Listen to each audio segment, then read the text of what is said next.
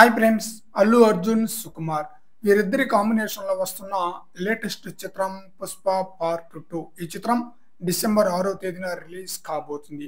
December 20న Ram Charan నటించిన game changer movie release కాబోతుంది కూడా. అయితే 2 వారాల గ్యాప్ ఉండటంతో పుష్ప 2 మూవీ మంచి పాజిటివ్ టాక్ వస్తే 2 వారాలు చాలు అదిరిపోయే కలెక్షన్ రాబట్టడానికి.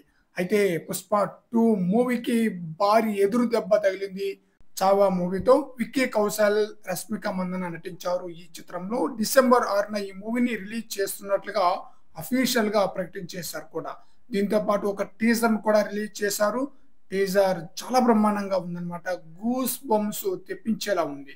అదేంటి, అల్లు అర్జున్ లాంటి స్టార్, అందులోనూ పుష్ప 2 లాంటి చిత్రంతో ఢీ కొడితే వారికే రిస్క్ అని మనం అనుకోవచ్చు. కానీ రిస్క్ అని తెలిసినా కూడా వస్తున్నారంటే వాళ్ళ ధైర్యం ఏంటో మనం ఆలోచించాలి కదా.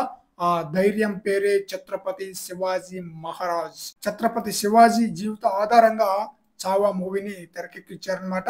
విక్కీ కౌశల్ శివాజీ పాత్రలో నటించారు.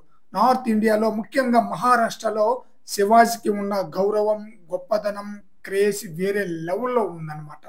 అసలు ఆ పేరు ఒకటి చెప్తే చాలు మరాఠీలో మీసం మెలేయడానికి. అలాంటి ఛత్రపతిపై తీస్తున్న సినిమా కావటం, పైగా అవుట్పుట్ కూడా బాగా వచ్చిందన్న నమ్మకంతో పుష్ప 2కి పోటీగా ఈ చిత్రాన్ని రిలీజ్ చేస్తున్నారు. మరి చూడాలి, ఈ 2 చిత్రాలు ఒకే రోజున రిలీజ్ అవుతుంది.